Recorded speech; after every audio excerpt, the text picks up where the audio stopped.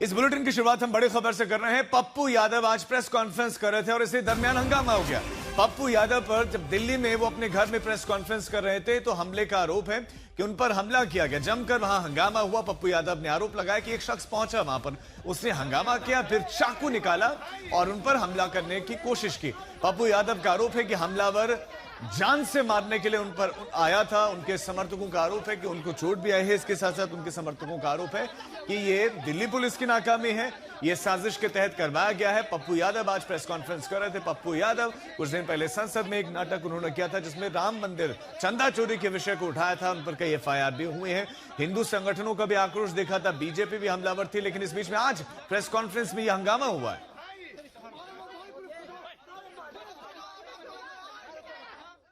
किस तरह हमला किया, वो कह रहा जान से मारे।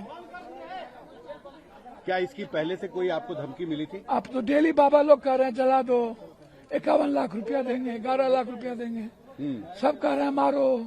हम तो बचाई। अब तो देखिए हम उस पर बैठ सो गए कि नहीं सोए।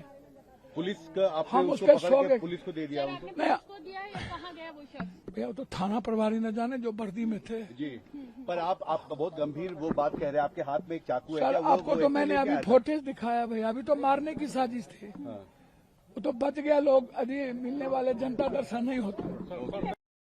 हमारे संवाददाता अनमोल बाली इस खबर पर हमारे साथ जुड़ गया। अनमोल, बड़ा सवाल, ये हमलावर कौन था? सुरक्षा में चूक कैसे हुई? दिल्ली पुलिस का क्या बयान है?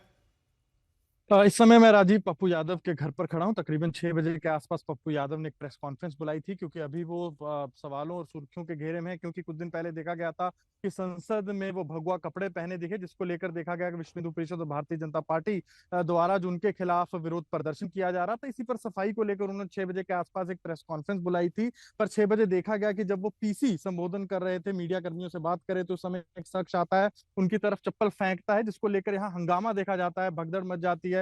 पप्पू यादव के जो समर्थक हैं, जिस शख्स ने उन पर जो चप्पल फेंकी है उसको काबू करने की कोशिश करते हैं। बाद में कहा जाता है कि पप्पू यादव के जो लोग हैं, पप्पू यादव का दावा है कि कहीं ना कहीं उन पर चाकू चलाने की भी कोशिश की गई। हालांकि उनका दावा है, पर अभी की अगर मैं आपको तस्वीरें उनके घर की दिखाऊं तो आप देख सकते हैं कि इस समय उनके समर्थकों का और मीडिया कर्मियों का जो जमावड़ा है यहाँ पर लगना राजीव शुरू हो चुका है। हालांकि इस मामले की जांच दिल्ली पुलिस ने शुरू कर दी। कुछ देर पहले देखा गया था कि दिल्ली पुलिस के जो कुछ अधिकारी थे, जो आसपास थाना क्षेत्र जो लगता है वो यहाँ पर पहुंचे थे, जो शख्स है उसको डिटेन कर लिया गया और उससे पूछताछ कर जाना जाएगा कि मोटिव क्या था, वो यहाँ कैसे पहुंचा, क्या कहकर वो अंदर घर में घुसा, उसका मोटिव क्या था। सबकी जांच करके ही दिल्ली पुलिस बताएगी कि ये कैसे हुआ। पर एक तरफ पप्पू यादव जो है दिल्ली पुलिस पर भी बड़े सवाल खड़े कर रहे हैं, अपनी सिक्योरिटी को लेकर भी बड़े सवाल खड़े कर रहे हैं, क्योंकि देखा गया था कि भारतीय जनता पार्टी वीएचपी उनके खिलाफ प्रदर्शन कर रही थी और वहीं दूसरी तरफ ओपोजिशन भी चंदा चोरी के मामले को लेकर बीजेपी पर आक्रामक थी। राजीव, अनमोल, भीतर कैसे गया वो शख्स? सिक्योरिटी चेक क्या नहीं होता है? पत्रकार भी जाते हैं तो पहले तो उनको जानकारी भी होती है कि कौन आ रहा है कौन नहीं आ रहा है। ये भीतर गया कैसे?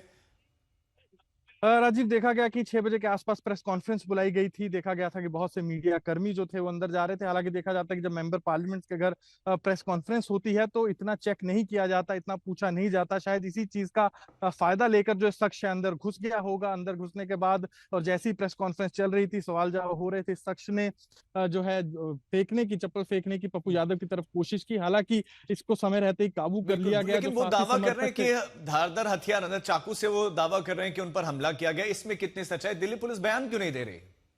राजीव, अभी दिल्ली पुलिस इसकी जांच करेगी। अभी ये दावा ही है जो पप्पू यादव और उनके समर्थकों द्वारा किया जा रहा है, पर अभी पुलिस जांच कर ही फाइनली बताएगी क्या हुआ था, कैसे हुआ था। हमने कुछ चश्मदीदों से बात करने की कोशिश की यहाँ पर जो मौजूद थे, तो उनका सबका अभी तक जो बयान है कि चप्पल ही का ही उनका बयान है। अभी कोई भी चाकू को लेकर कोई भी बात नहीं कर रहा। तो हालांकि ये जो मामला है अब जांच के बाद ही पता लगेगा कि चाकू वाली बात में कितनी सच्चाई है। पर कहीं ना कहीं इसको लेकर पप्पू यादव के जो समर्थक है अब यहाँ पर इकट्ठे होने भी शुरू हो गए हैं। तो हम एक विजुअल भी दिखा रहे हैं, उसमें एक चाकू रखा हुआ जरूर दिखाई दे रहा है। तो वो शख्स क्या उसी चाकू के साथ है जो पप्पू यादव शायद अपने घर पर दिखा भी रहे हैं? एक टेबल पर उन्होंने वही चाकू रख दिया है। राजीव, हालांकि उस समय देखा गया कि हंगामा था, सबका ध्यान पप्पू यादव की तरफ हो गया था। तो इस बीच कोई भी इस बात की पुष्टि नहीं कर रहा है कि चाकू कहां से आया, क्योंकि बहुत संवेदनशील मामला है। अभी इसकी मामले की जांच चल रही है और इसमें देखा जाएगा कि दिल्ली पुलिस ही जांच कर फाइनल बताएगी। दिल्ली पुलिस की जांच सबसे इंपॉर्टेंट है, उनका बयान का इंतजार हो रहा है। बहुत शुक्रिया आपका इस तमाम जानकारी के लिए। लेकिन इस मामले पर अब राजनीति का परवान चढ़ना तय है।